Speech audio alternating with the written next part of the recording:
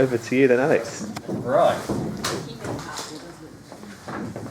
Wat werga deden ga diam, veil kuninga frum gefrunom, hoof afalinga selen fremedon, oft skuld skefan elen fremedon. Moneo mefum, meod setla, of dea eos aeolas, sufon est weof, verscheft funden, hevas frofre geba, weoxunde hurchnum, weof mundum fa, of fat him af wurch, varam sitandra, of a thunrada, horen skolda. Gomban golden, that was good kuning. So the spear Danes in days gone by, and the kings who ruled them, had courage and greatness. We've heard before of these heroic campaigns. There was Shield Sheafson, scourge of many tribes. A wrecker of mead benches rampaging amongst foes. This terror of the horde troops had come far. A foundling to start with, his power would grow as his strength was proved, and his influence waxed. In the end, each clan on the outlying coast beyond the whale road had to yield to him and begin to pay tribute. That was one good king. So, in this lesson I will be teaching you about the Anglo-Saxons, their language and culture, as well as some of their early history to give more context for the coursework which we're studying this year. I'd like to ask you if you have any questions whatsoever through this, please just raise your hands and I'm happy to answer anything. I'll ask again at the end if there's anything you want me to expand upon. So, what I just read to you was, apart from the beginning of Beowulf. So, in the Anglo-Saxon culture, one of the most important features of the language and of the people was the sagas, told by Skalds and Scots throughout halls throughout the country. They went from house to house and sang these songs as tales of poetry, which they were telling well before they actually knew how to write properly. I'll go into a bit more about that later, because interesting stuff with that. So, what I read was Beowulf, probably the best known of the sagas of the Old English. And that was just a very introductory bit. That was telling of one king's story, which they tell about 5 in the introduction, before you actually get to the proper story, which is about how Beowulf goes and slays the monster Grendel, when his mother comes down and fights him, then he kills her too, and goes back to his lands, and then becomes a king, and then in the end, he dies, as all things die. Bit sad, but very poetic. So these tales were all told in verses, so it's not got the common way of where we go da-da-da-da-da as with poetry now. Instead, it's got made of poetic phrases and real words. Like there's some interesting ones, Whale Road, which means the sea, and Bone House. Can anyone guess what Bone House means? Any guesses? Coffin. No, not quite. Graveyard. No, it means the human body.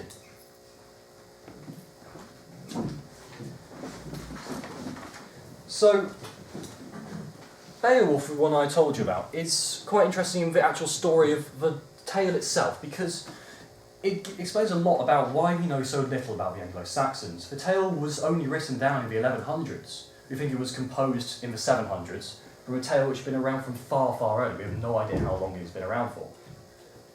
But after it was written down in the Noel Codex by an Anglo-Saxon monk, it was stored in various libraries until 1731, where it was copied, and then stored in the British Library. And in the 1800s, there was a fire.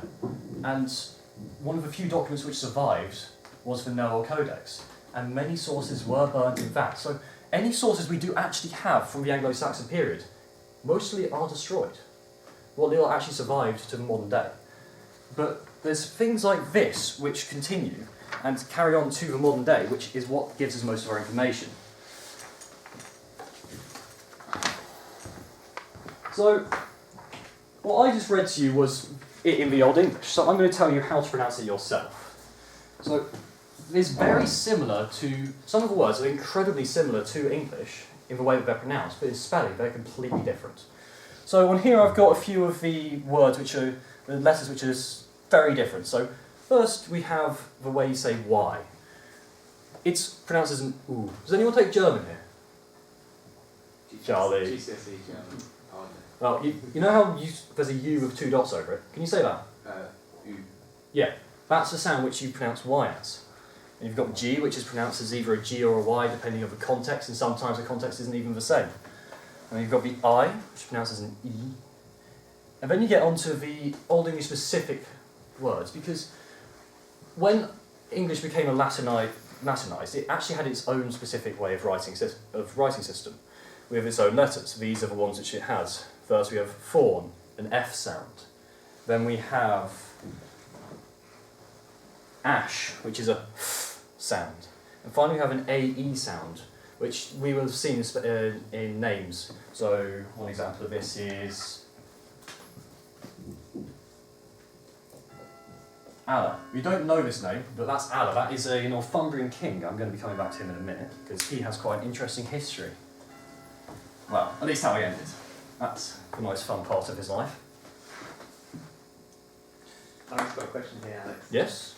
Our Bluetooth symbol is from Yes. Harold Bluetooth, Anglo-Saxon king. Is that related to that sign on there, which is TH on the bottom? Because it looks kind of like it, but could be wrong. On here? Yeah. No, what the Bluetooth symbol is for is these two runes, which are Harold Bluetooth. And then they combined the letters into that, the symbol. Just because someone was quite curious about it, and because Harold Bluetooth was the one who unified Denmark properly and then converted them. So he was always a symbol in Denmark of translation of stuff, so and the combination of the languages. So yeah. Oh, hello, sorry. You know, here, like us talking about the Old English alphabet. Yes. And you said some pronunciations are like, you know, German. Yes. And you know, since Saxon was originated in the Germanic area where Germany today is. Yeah. Do you think like the German language is originated from this kind of pronunciation? It is from so German. I will get into this later, but I'll just give you a quick idea.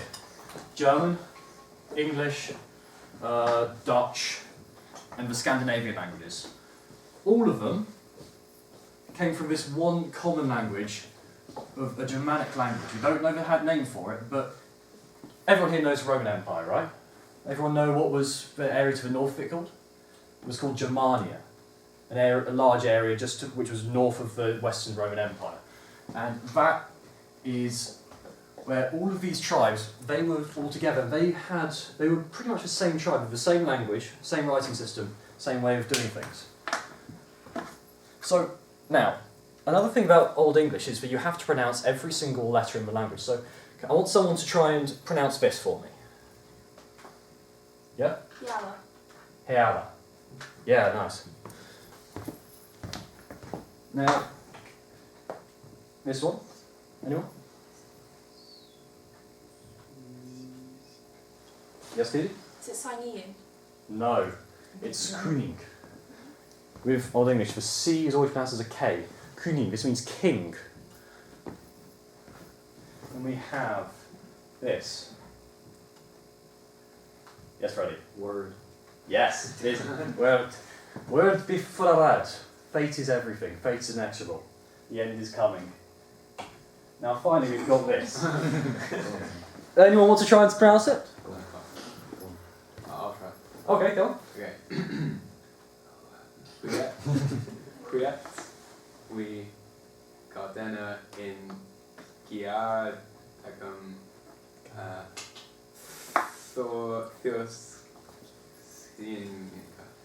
Nice try, love the clicking. What brigaderin gaedaium failed Kuninga. Yeah. That was the first line of Beowulf, which I just got you to read, and Charlie read it quite well. But considering he hadn't tried to pronounce it before, yeah? Sorry, what was the first word? What? It's not easily translatable, but basically the equivalent is so, and therefore, now, here, as a sort of thing. 'Cause it's more like, well, it is basically just a so thing. So, I would like to talk about this today. Is that sort of word. That's why it's there.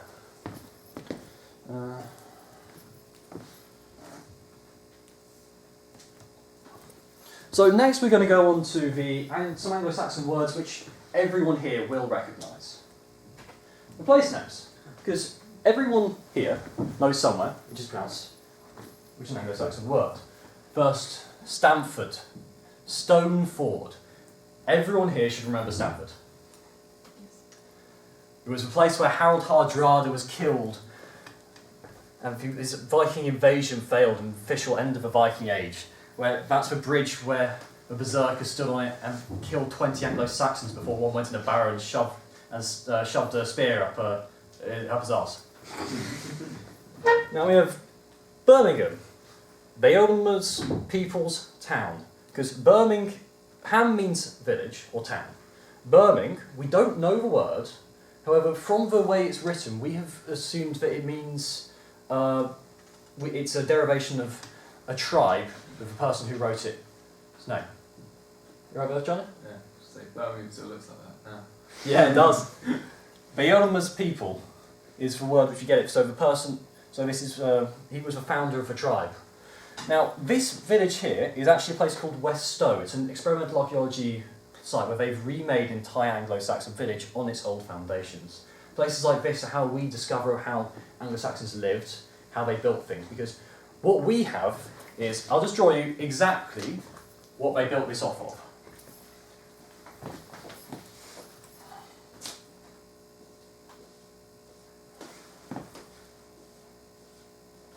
Post holes. That's it. 8 post holes and charcoal here, which they assume was a half. And from that, they worked out what tools they had, because they found that in archaeological sites, in burials, which have been buried with the craftsmen. And they tried out building different buildings. So they built that one, all of these. Back right corner is a nice little workshop. I've been to this place, it's a wonderful place. If you're ever in Norfolk, I recommend going there. It's very helpful. However, you can't quite see that building there, but it's exactly the same building as this one is. The difference between them is, any of you who studied Anglo-Saxons before will have seen the one on the right in the textbook.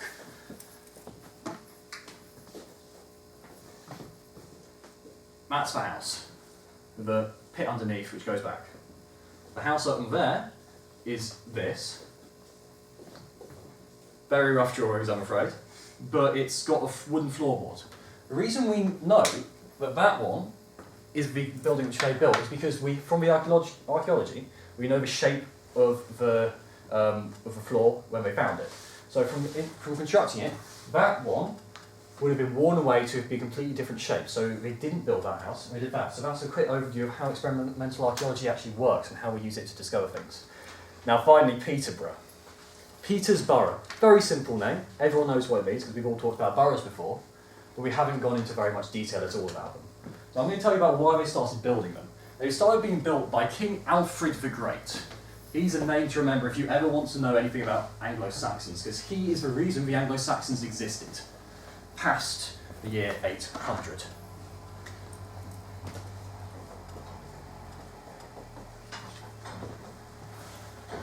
So, here's England, Wales, East Anglia, so.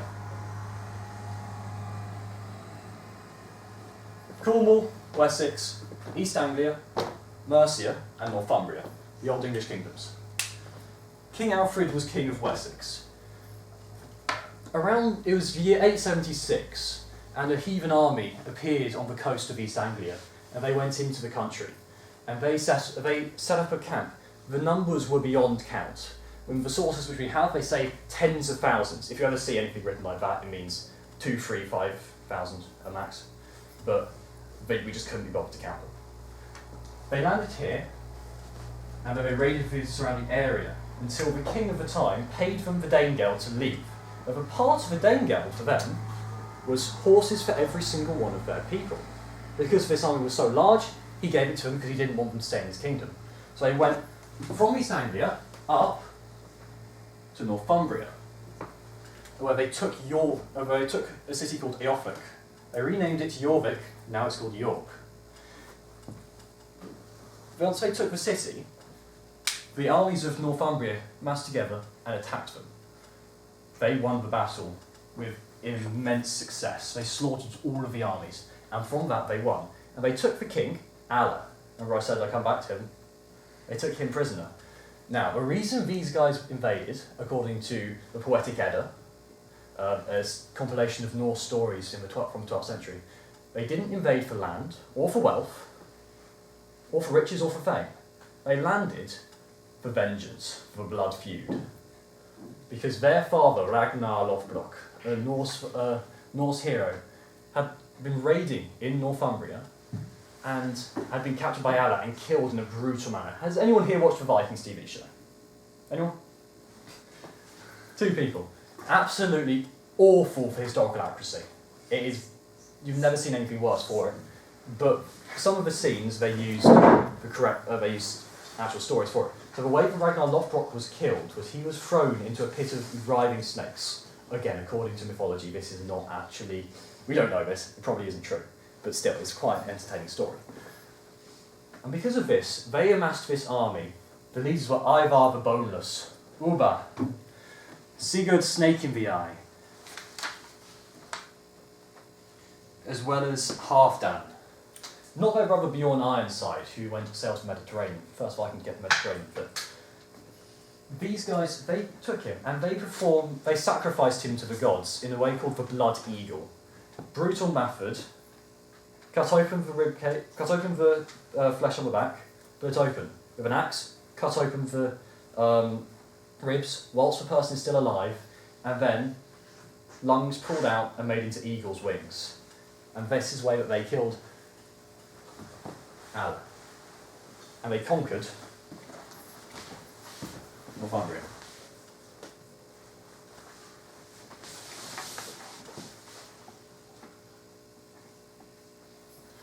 And from here, they came back to East Anglia and conquered East Anglia. The king there, he fought them and he failed again. They just overthrew the kingdom within a matter of weeks. And for him, he actually became a saint because, according to the stories for him, he was shot full of arrows because he wouldn't stop preaching. And then since he still wouldn't stop preaching after he was shot full of arrows, they lopped off his head, and again he didn't stop preaching for weeks. And they ended up having this whole cult around him, which lasted until the 12th century. It declined after the Norman conquest, of course, but it was still very big until they got replaced by another saint. Can't remember who it was. Don't know what saints. From here they came, they conquered Mercia. Again, matter of weeks, easy conquest for them. And then they came and attacked Wessex, the last English kingdom. And again, they overthrew it in weeks. Easy conquest, except for this little marsh down here. The entire of England was now this 2-3 acre area down here, ruled by King Alfred the Great. And from there, he went and he fought the Vikings, and he pushed them back, and then he retook his kingdom of Wessex. This is Kent. It's basically its own kingdom. Not love. That's remember. But they took back this city. He took back all of Wessex and then built along the border boroughs. These boroughs were not designed like castles. They weren't for a small group of people defending against a large area of people who were all against them. They're there to defend all of the people in the local area. And there's a specific rule with boroughs. 5 men, 4 poles. A pole is about 2 metres, an Anglo-Saxon unit measurement. And every single borough had to be made to this measurement. And all of the townspeople would go there and defend it from the Viking army whilst the rest of Wessex was raised and then came to help them. And then they pushed the Vikings further back, taking back half of Mercia. And then they built more boroughs all along it. So every single town called Petersburg was a borough designed to defend against the Vikings. This was the area of the Danelaw. Eventually it was all reconquered into England.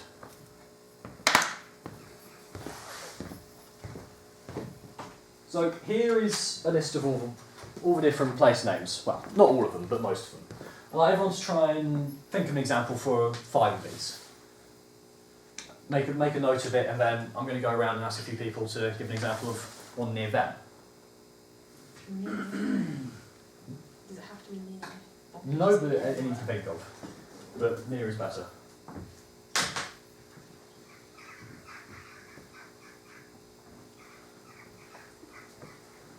Fisher. Oh, so confused. What are we supposed to do? Oh. No, This is endings, place name endings, right? Oh, yeah. You've all heard of places like this, right? Stanford, Peterborough, Yeah, once you show on that yeah. slide. Yeah, Try what and think of was a it few of supposed these. to We've got to find 5 Okay. examples of Anglo-Saxon place names. Then I'm going to go around and ask people to do it. I was asking you, I'll do one. alright? So, Bury, if it's Bury, that's what by it's like Finsbury Park. Yeah, yeah. Yeah, or how like Nottingham. Yeah. Like that. There's a place near me called, it's just called Wick. That's what it's called. I don't know if it's because it's the Anglo-Saxon. Yeah, it probably will be. Yeah. Do you live in Littlehampton? No, I live in Worthing. Oh, right. I was thinking the same example. Yeah. There's a place near me that's just called Ham with one N. So, basically just a bit. It's a very Hanger village. I live in the lane. Yes, Steve? There's also multiple accounts of areas called Bury, such as Peterborough does have a section of it which is just called Bury. Mm. Oh yeah, Bury St Edmunds. Yeah, exactly. All kinds of Bury. This is fun, like I did for ages. Yeah.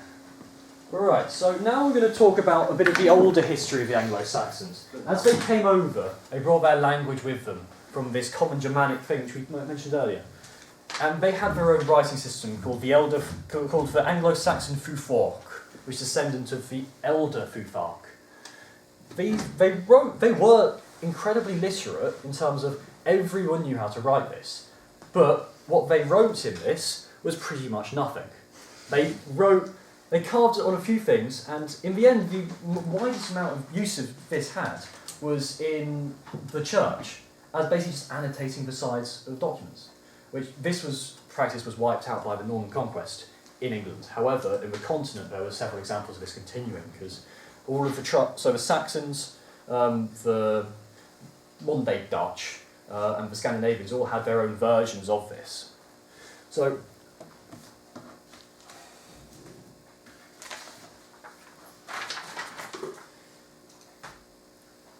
first I'm going to go through a few of the different letters, because each one of these characters has a name and a meaning. First we have F, Fehu. This means castle or wealth. Then we go U, which is Uros, which means aurochs, an old Stone Age beast which was wiped out to extinction. There was one which came, last ones we know existed were about 14th century. They were all throughout the Germanic area, so Northern Europe, yeah? Wait, sorry, this thing was extinct when in the 14th century? Well, the last time we know that there was one around was 14th century, where they found a single one which was killed. It was written down in Germans. What was it like? Like, what type of... So it was basically a bull, only it was a bull twice the size of every other bull. So it was enormous, and it took many people to kill it at the time, which is why so many people tried to hunt them, because fame, you kill this massive bull, well done. So now this is one which I find really interesting, because it's called Ingwas, and the name is actually the name of a god, an Anglo-Saxon god, which we have almost no other record of apart from in 1 or 2 place names. And this shows that, this just reinforces how little we actually know about the period. So now I'm going to go on to talk a little bit more about the way Anglo-Saxon came. So I mentioned before about the languages. They descended, this here is the earliest languages which we have record of, which is written. And from this we use it to work out older languages. So we actually know how some of the Germanic words sounded, the common Germanic words, a language which has no record. We know this because Favir,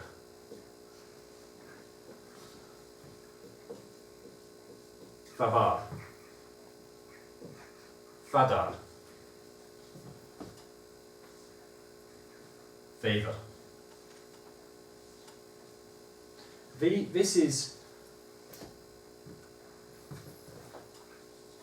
Gothic, Old High German, Old English, and Old Norse. From these we can work out what the original one was, because like all the same, F, A. One difference here, that's a D, other than these which are Fs, TH sounds. So this one we know that it actually was a TH sound. So the old Germanic word we can work out from this is favar.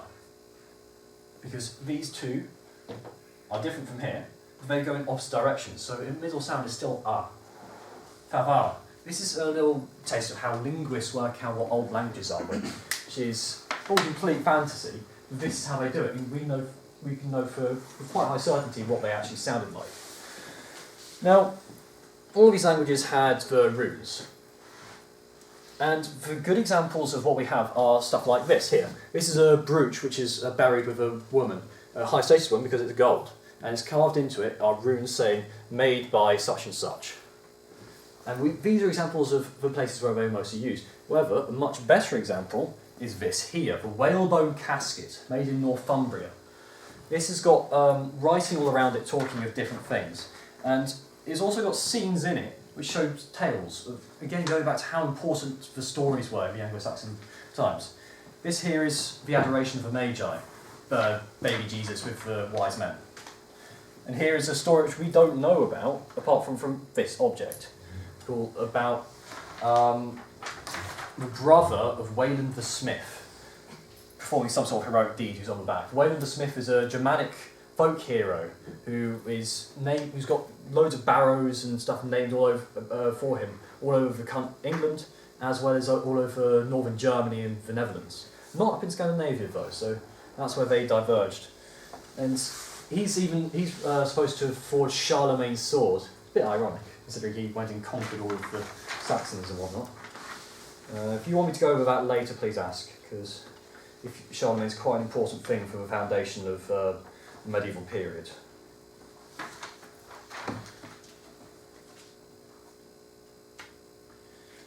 Yeah, so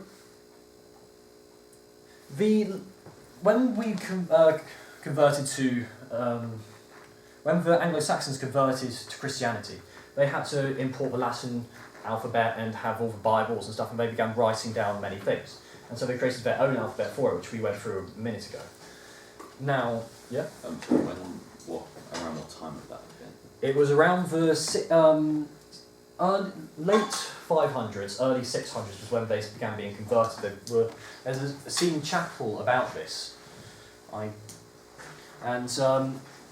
The English language had its own Bible from around the mid-600s, which was translated by many people, and Bede even produced his own version of the Bible. The Venerable Bede, where we have lots of our memories of Anglo-Saxons from, because he wrote down massive histories of them. And this is quite interesting because anyone who knows about mid-medieval times will know about the whole issue of trying to convert the Bible into English for Henry VIII. But this just shows how divided the Catholic Church was at the time, because these were very much Catholics because they were converted by Roman missionaries. The Irish missions never actually even tried to convert the the Anglo-Saxons. So now I'm going to talk about a bit even more early history. The immigration period, because before all the Anglo-Saxons came, all of this was Celtic land, controlled by the Romans. The Romans owned all the land, and then they left, and then the Celtic Romans owned it. So how did that end up becoming all Anglo-Saxons? The way it happened was the Anglo-Saxons invaded, according to all the sources we have, not the archaeological evidence. Now, two most important people for this time, Hengist, Horsa, leaders of the Anglo-Saxon mercenaries brought over by King Vortigern. They were brought over to help him win his wars against the Picts up in the north and to expand his territory. And they won loads of riches. They kept on winning battles. These Celts were easy to beat. So they brought in more mercenaries, and they settled larger and larger areas under King Vortigern until they decided that they were going to take his kingdom, and he was helpless to stop it. But in the fighting, Horsa was killed. Hengist continued to expand his territory, and more Angles, Saxons and Jutes came over, until all of these peoples, the Angles, the Saxons and the Jutes and the Frisians, came over and settled in such large areas that they created their own kingdoms. Up north were the Angles, in East Anglia, surprisingly, the Angles. Down in south, the Saxons. Then in Kent, there was the Jutes. These kingdoms kept on expanding, they were divided and separating them, ended up forming the English kingdoms, which we have learnt about before. Well, I say learnt about, we've all heard about them because these were the old earldoms. These kingdoms kept on expanding and the warriors fought for more and more land. And interestingly, this is where the Arthurian legends come from. King Arthur didn't actually exist. We have no evidence of him until the 1300s. But we do have a Roman general who basically united all the English tribes, fought against Angles and Saxons, and then died. And then they all just basically lost.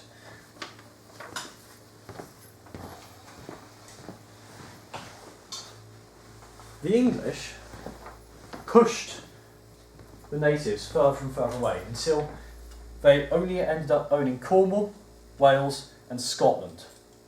These were the last areas of the native English, which after they'd been pushed out. Many Anglo-Saxons married Celtic women. I say married, I mean they went in, raid, concubine, oh, you're my wife now. They didn't have a choice in the matter. But eventually these the small kingdoms ended up splitting up and then conquering more land. Yes, John? Sorry, to check, but you said that there's no archaeological evidence of the Roman invasion. So there's no archaeological evidence whatsoever of what has happened here. However, there's 5 sources for it, which is insane amount of this time period, because there was one written straight after year 500 to 570 by, let me see if I can find it.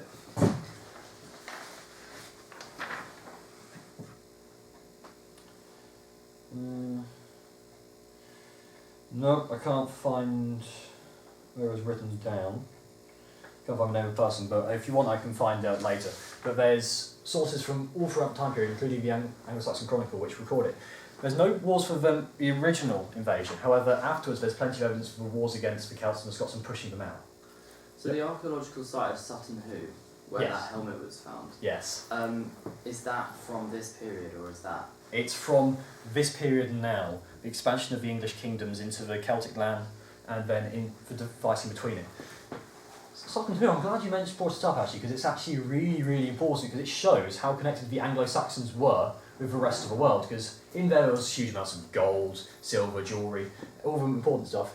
But then in there was also a silver plate from the Byzantine Empire, as well as a bowl from Egypt, and other artefacts from exotic areas. This shows us that there was lots of trade going on between the areas. I managed to lose my notes in the pile.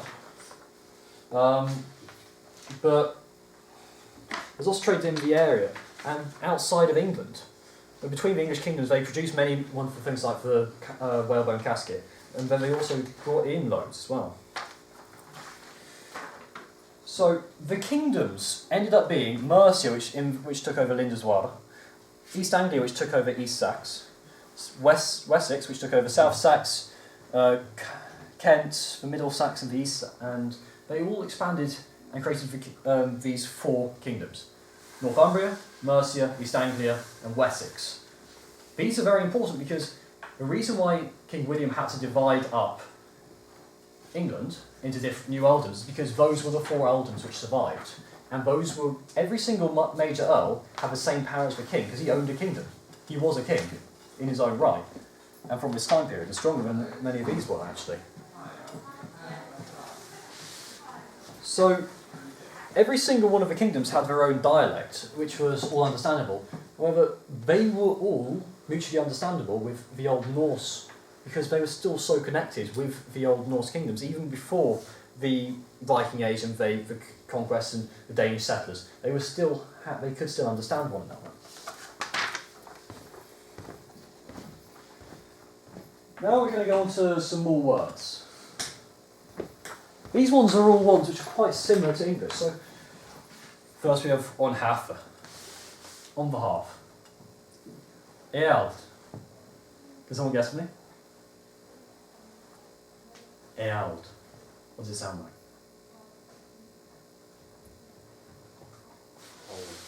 Yeah, that's it. It's just old. Flood grey.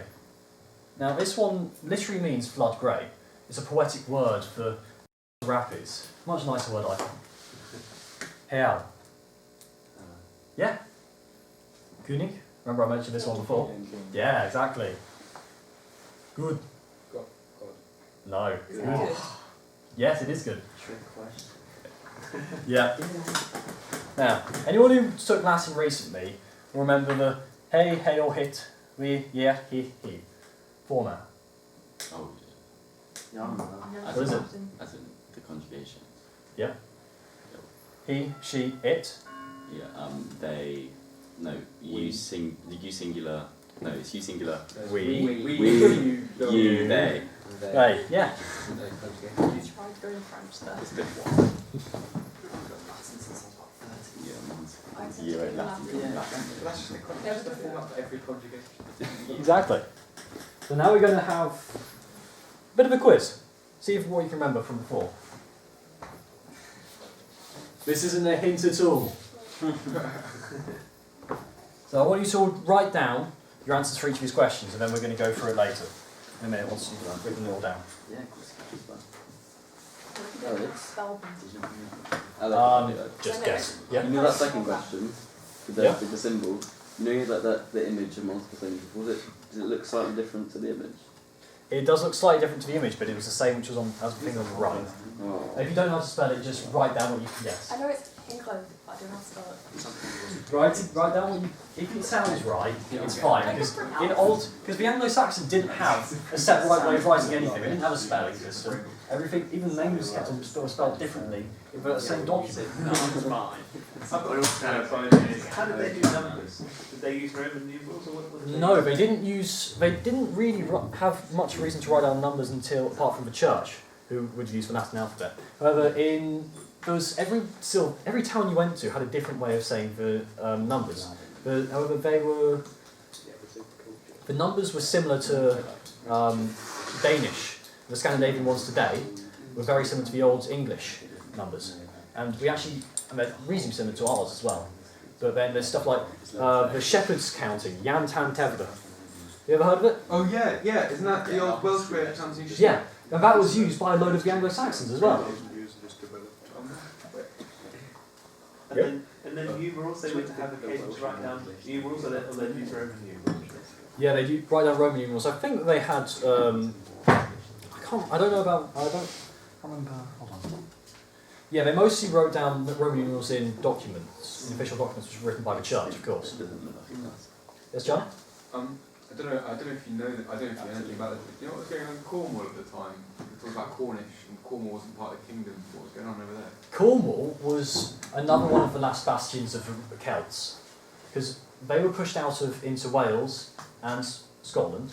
They were also pushed into Cornwall, which was only conquered 800s by Wessex, and they never settled it. It was always the Cornish population, and even into King Henry VIII's reign, they had the Cornish revolts. Kept on trying to get independence. So, Sorry, this is a question from you, so I can see the board, please. Thank you. Is that why loads of pirates all go to Cornwall? No, genuine question. Is that why? Because is it all a bit like? it was all a bit dodgy there. Yeah.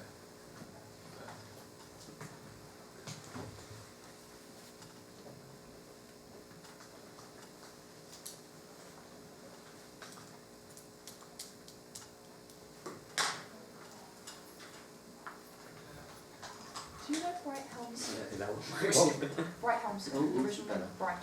Do you know if that was Anglo-Saxon or later? I know. Sounds Anglo-Saxon. Because Whitehall, which is in Brighton, was the first settlement of anyone in France. Nice. So I don't know if That it was was good. because it didn't have Right, any what's English. that? I think it means Right, Helmstone. Right, Helmstone. Oh, no, you're talking about It sounds Anglo-Saxon because of the I'm helm. pretty sure that one was there. Oh, you're talking about number 2. That one, I'm pretty sure. That's the first settlement in England. Yeah, Whitehall. Anglo-Saxon. Well, I would have been around that. It's in BC. 10,000 Most BC. people are It's not that late. put I Anglo-Saxon. think it's like 11. This is my Anglo-Saxon. It's the village. first proper settlement. They have basically We have some essentially vague race course. we have some vague evidence of hunter-gatherers from about 15 BC, but we don't know if they actually settled or not, or if they were just walking with consequences. Anglo- There must have been- Anglo-Saxon times. There's a There were land obviously people here before 1100 This is my Anglo-Saxon archaeological maybe. village. It's not obvious. It's not obvious. We have evidence of them 15,000 BC, but before that we don't know, because they could have been here. But then also it Yeah, was totally. we were covered in ice. Yeah, we're We thinking were about not hunter-gatherers. What evidence do we have from that time? 3,700 We have BC. flint chippings, flint tools. Whitehall's pronounced 3,700 BC. Right. So, What was the name of the Anglo-Saxon one? So we know that hunter-gatherers came over here, but we don't know if they settled because there was a land bridge between us, yeah. which got flooded with raising sea temperatures. Have you ever been to Sispri Ring? What? Sispri Ring. No. Is it good? Yeah, it's good. It's an old. It's good, isn't Yeah. it? sir? Sispri Ring. What's that? Oh, we were talking about this the other Yeah, day. it's wasn't it? Yeah, we should go there. Next year, hopefully, we can not do a trip not They there, used to but be to that's other what side of Hastings, but perhaps we can go there on the way back. It's a nice place They'll to mention walk an excavation down and as never well. Get a nice view of Brighton. And Good view, yeah. It's an Iron Age mine of some kind, isn't it? yeah, Yeah. So is everyone done? Wait, The one last one. so Yeah. Sutton Hoo, was that like was it a settlement? No, Sutton Hoo was a burial mound. Right. So what they used to do with great... okay, I'll explain a bit about the mythology here, because we have remnants of it in... It was very similar to the Old Norse, which was retained in by Snorri Sturluson's Poetic Edda in the 12th century in Iceland. When they died, they had to travel north, and in the far north was either Hell's Kingdom. Because if you died and went to Valhalla, you'd be picked up by the Valkyries and then taken up to Odin's Hall. But if you didn't, then you had to go to Hell's Hall. Not a bad place, but the same name as Christian Hell. You had to either walk there, or if you were rich enough, you could travel by cart or by ship, which was why people were buried in ships, so they could sail there easily without having to walk the entire way, because you could sail on the winds of the dead. Or you could go by cart, so there were many burials in carts as well. And people were always buried in burial shoes, the best shoes of the Viking Age, made with well studied, well made, better than anything which they actually wore themselves in normal times. Because their shoes were awful, and I've made a couple myself. You wear through them in 5 months, and you have to just constantly keep on repairing them, and eventually it just gets better to make a new pair. what they made. Leather. But then some of them have studs and something. Leather studs. So is the sole also leather? Yeah. Oh, right. Right, we're going to do the answers now.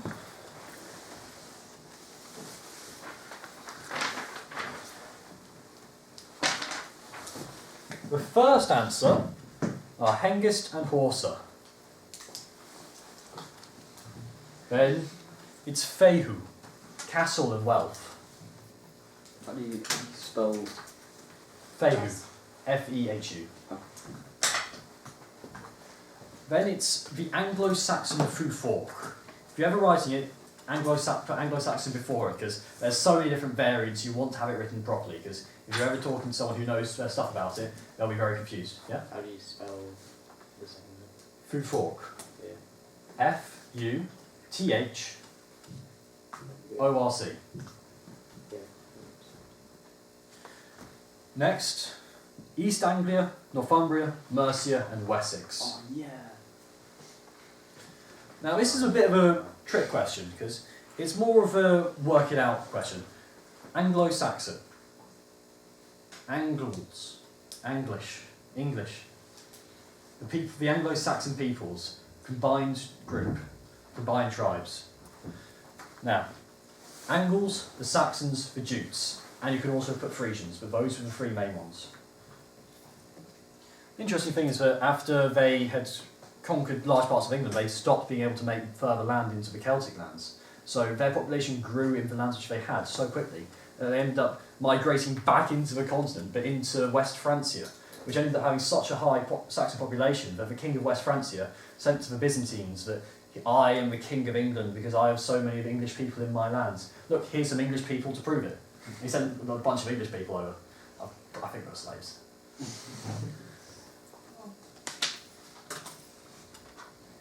So, can you name an Anglo-Saxon village or town name? I'm not going to give you all the answers to that because there's too many. No, sorry. What? I'll tell you after the answers. I've got cool facts. Oh, cool. Love cool facts. Now, finally, this was more of a look at it. What does it look like? You know what cunning is. That was a good king. Now, Freddie's got a fact for us. Hengist and Horsa. Yeah. He was named. They actually died very near where I live. Did In they? the village of Aylesford. Nice. Yeah. Might be near their grave. Maybe, I don't know. I'll Google it. Cool thing about Hengist and Horsa is that they were supposed to be descended from Woden. Odin, the eldest of the elder god. I think that's pretty not possible. I mean, it's possible if you look at it in the fact that maybe the Anglo-Saxon, maybe the name of all the gods were.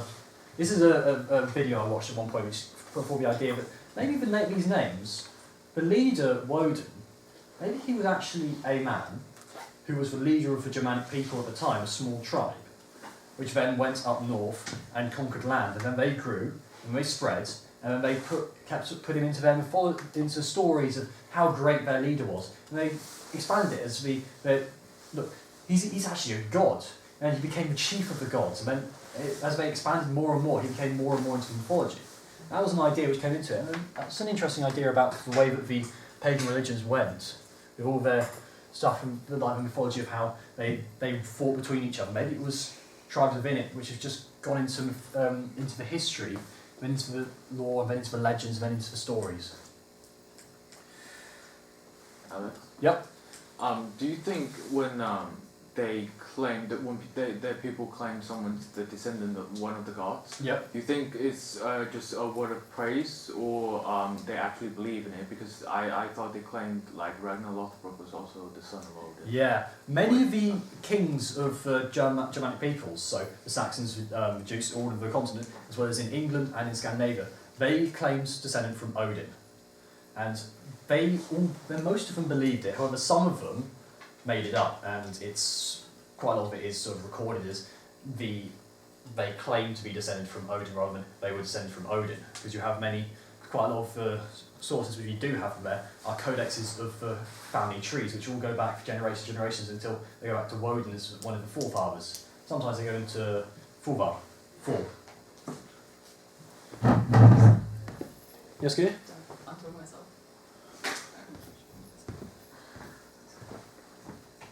So these are references for what I did. So overall, the thing is pretty much over.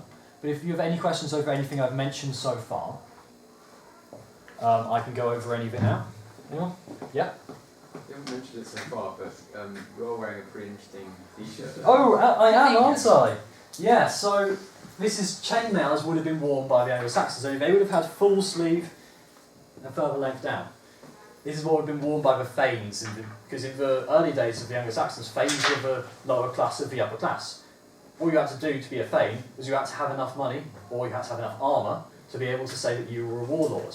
And then you could get troops to follow you, you go off and you could raid areas and become richer and richer. And that was how class mobility worked in the old days. Because they had 4 classes. They had the ruling class of kings, then you had the earls, with the sort of lower upper class. Then you had the middle class, which was like rich merchants. You had the peasants. And then you had the slaves. But it was all mobile. Anyone could become a king if they had enough followers. Anyone could get free from slavery if their owner let them out. And anyone could gain land through fighting and then being given it by someone greater than them. Because this goes into more about the whole... The Anglo-Saxons were very modern in a way. Everything was mobile, everything changed, and everything was sort of free.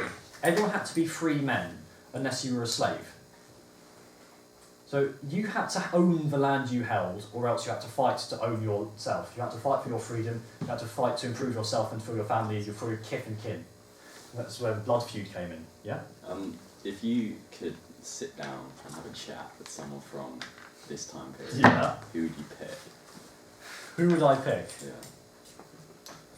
I'd rather boneless because I really want to know where that name came from. Because I know where most of the names come from. Ragnar Lothbrok, Ragnar Hairy Pants. Great story behind that one. Uber half sleeve. And then stuff like half Dane and stuff. All makes sense. But why boneless? Was it in his bone region didn't work? Was it he was disabled and was missing limbs? Was it he was really flexible so he's no idea. Yeah?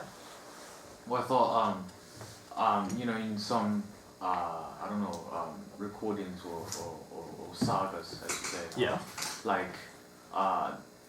Like, whether or not it's true, but some it's recorded that they, Alva the Boneless, was, in the lower half region, of his body.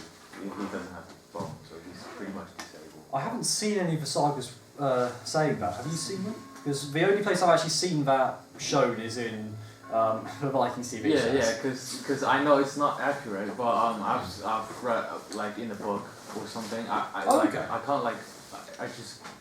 can only vaguely remember, but just seeing it somewhere. It's possible, but the thing is we have contrasting sources over it, and there's scholarly debates going on about it. I've read some books from Denmark and stuff which go into detail over this, and then basically the conclusion is we've got no idea. Yeah?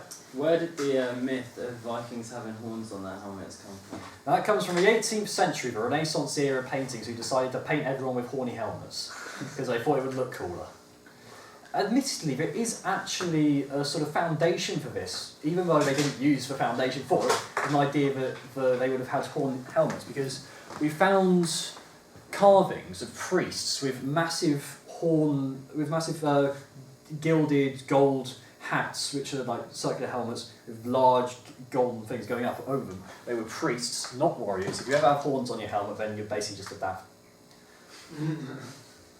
person who's going to get killed quickly. Yep. Back to the Roman thing, you said that there's only records for the second Roman invasion. But what about the first? How do we know that it's a second invasion? Because so I can word that question better. How do we know about the first Roman invasion? Roman invasion? Yeah. Or is it? Have I missed the point here? You said there's no archaeological evidence there. Oh, there's no archaeological evidence of the invasion by the Anglo-Saxons. Oh, right. However, there's written records by Celtic monks. And there was a previous invasion whilst the Romans still held the land, which was fought off by the Roman army. However, afterwards they were invited in as mercenaries, which is how they got their foothold. Yes, Kit? You were talking about the spread of Christianity. Yeah. In what you said, the 6th century, late 6th century. How would that have spread from the Middle East? Would it just been word by mouth? Christianity was spread by the Roman Empire. So the Roman Emperor ended up converting himself, and then all of the Roman Empire became Christian. And then after the split, you've got the Western Christian, Catholics, and the Eastern Christians, Byzantium. And he spread it out for all of his land, and that's how it spread around. It was all of Catholicism was actually decided in the tenets of it, including stuff which isn't written in the Bible, like, can anyone remember the name of the void sort of states? There's like heaven, hell, purgatory, that's it. All of that was decided at a summit in the 3rd century by a Roman council. And then after the Roman Empire collapsed, those lands remained Christian. And it spread out through there. And then afterwards, the pagan nations spread, and then they got converted because it was... many of them converted just because it's much better for them to be Christian, because you get access to the whole Christian market. You're not going to get holy warred by the big old strong Charlemagne, and all the violence and stuff. Yeah. Okay, I basically know nothing about Charlemagne. I better draw you a quick map of Europe then. Don't worry. It's going to be very, very bad. Do you want to just Google the map of Europe? No, I want to draw. Yeah, I want to actually. There's a chicken. They've been excellent maps so far. So. It's a chicken map. Is that Britain? Yep. Oh, sir, come on, obviously that's Britain. Yeah, it's obviously Britain, so how Give me can the you not benefit know of the doubt, this? guys. Come on. I only got 8 out of 10 in the quiz. Oh, sir. I know. If That's they're better dating than it, they're popping out on the phone. Italy. Look, it might not look like it, but it is. Endless. You could have drawn. Yeah. You could have drawn a Medieval boot. map, I think medieval you map. can move. Yeah, but it's the boots down there. Don't it? It's fair. It's a stump. Modern day France, Spain, Denmark. Okay. Charlemagne was king of West Francia. His father had owned this land called Middle Francia too, whether it was given to his brother.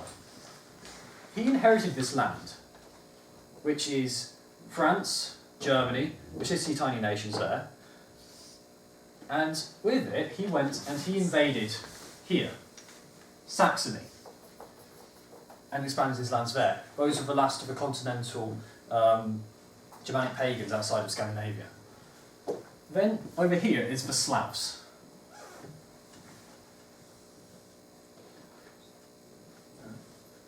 He expanded. And then he inherited this. Western Europe, united under Charlemagne. Enormous nation. All of the lands he took, he converted forcibly. Everyone who didn't convert was either burned or basically enslaved. So everyone converted. And this is how Christianity spread here. And this is how... So at the moment there's a sort of debate going on between Germany, France and Italy. Which one owns Charlemagne? Which is Charlemagne from? Don't think he's from France, but don't tell that's a German. After this, he split up. France became separate. And then all these nations became separate. When you have Bavaria and stuff and all the smaller nations which are here. And then these nations under him all end up uniting. So he was the forefather of the Holy Roman Empire, because I think it was his descendants who ended up, it was his descendants who ended up taking all of the Holy Roman Empire and then expanding the territory and forming it. Here. He's sort of defined the map of modern day Europe. And it's the borders of his nations which he divided and has his set places from when he gave out his territory to his sons. That's pretty much the borders which remained in this area. Yep. Is he after the Romans? Yeah, he So was he's after the Romans. So, conquering Roman land.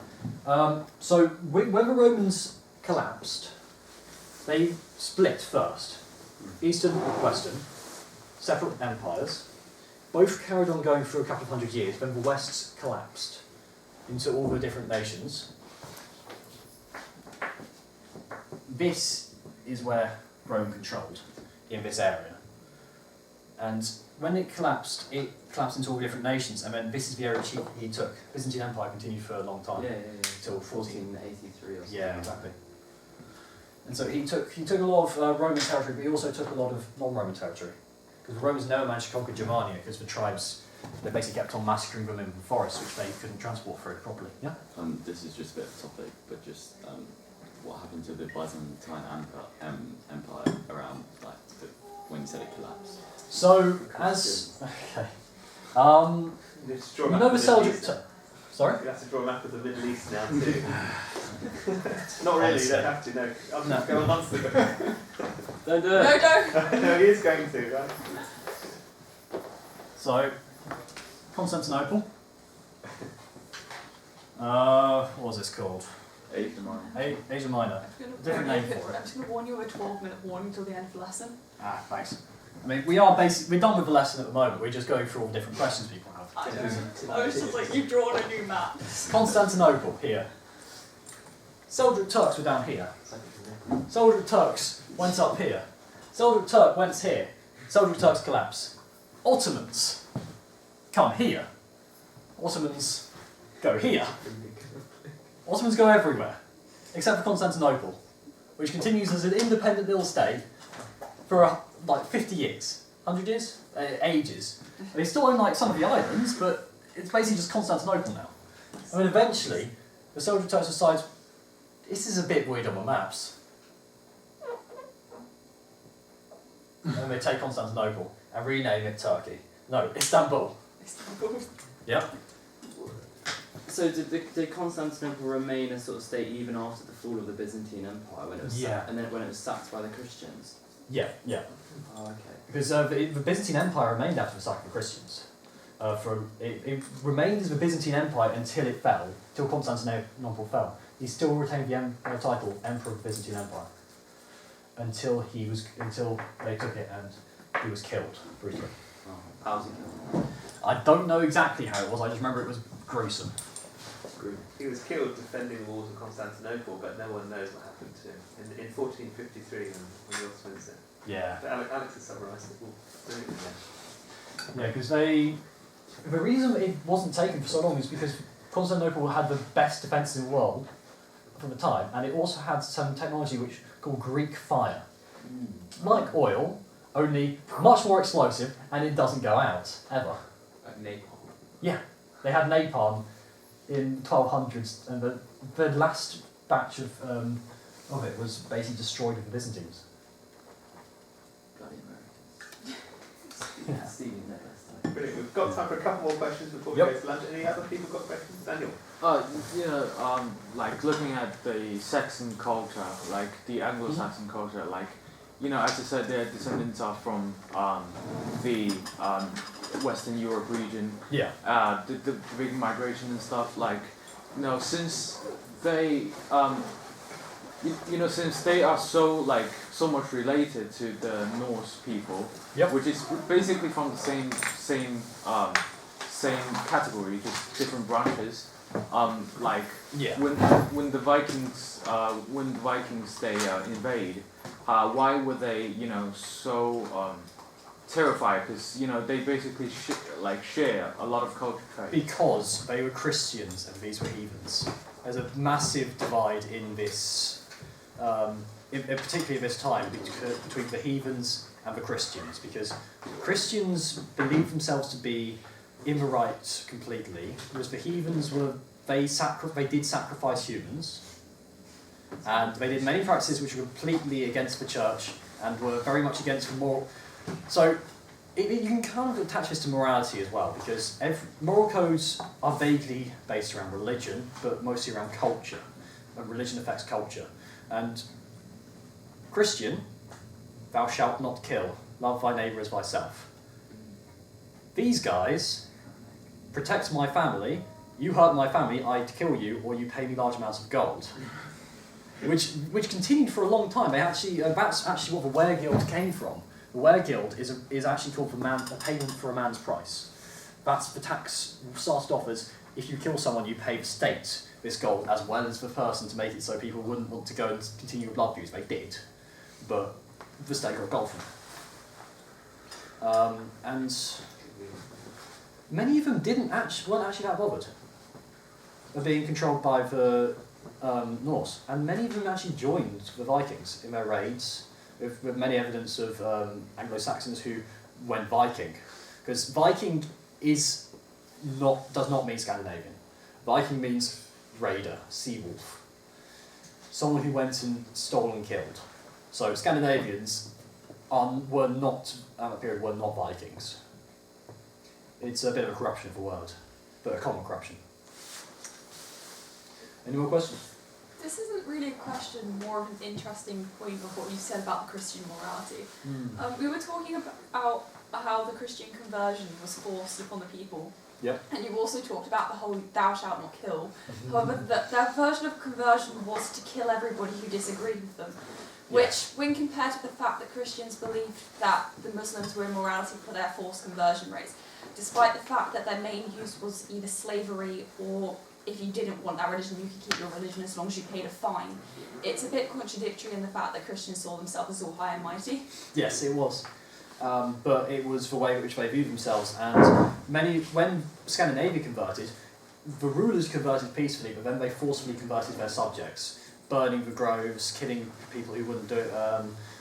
What's the name of the Norwegian? Because there was a Norwegian king who was basically going around all throughout Norway, which was completely still pagan, apart from a few churches in certain areas. And he burnt all the heathen groves, built churches on top, and burnt people in the groves too. Then he sent over missionaries to Iceland and said, if you do not convert now, we will be coming and doing the same thing to you. And so they had a thing. They all met together, and they, as a country, democratically, they decided they would all convert to Christianity officially. However, they stayed practicing pagan ways in their own homes until eventually they converted properly, and their children were taught Christian virtues and all the stuff in the church. The stories, Iceland's a really good one because their literary tradition was a direct descendant of their poetic traditions, and they wrote everything down.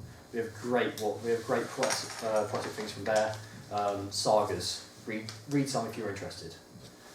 So, any more questions? Because I think we're about done now. Yeah. Sorry, one more. In the books I've read, like in those books, like about the Scandinavians, much were recorded. Much were told, like about the sons of Ragnar's, like Yes. Ivar and Halfdan and Abba, but like little were told like about Ragnar Lothbrok himself, like.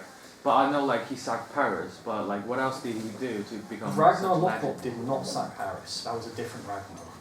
We do actually know the story of Ragnar Lothbrok. So, we know about how he got his name. Ragnar Hairy Pants.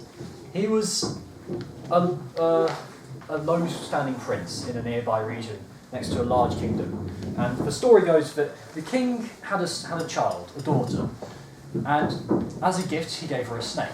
The snake grew and grew and grew until it encircled the entire house, and it became a worm and breathed fire or acid, depending on the story we read.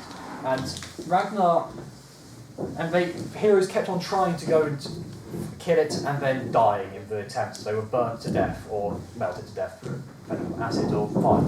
And there was one man who decided he would cover leather armour with mud, and then cover it with oil and cover it with hairs. And then he went, and as the dragon breathed on him, it did nothing to him, and he killed the dragon.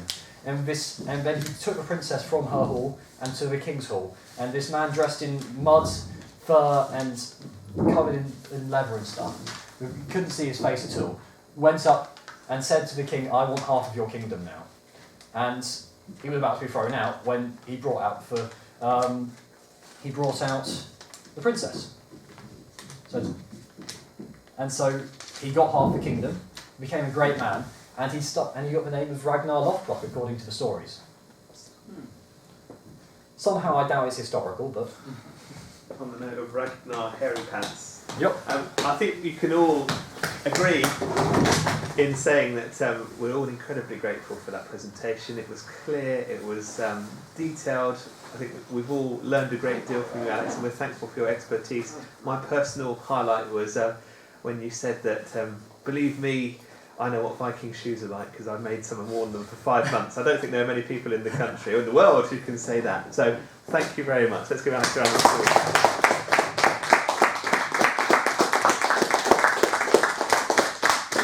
Thank you.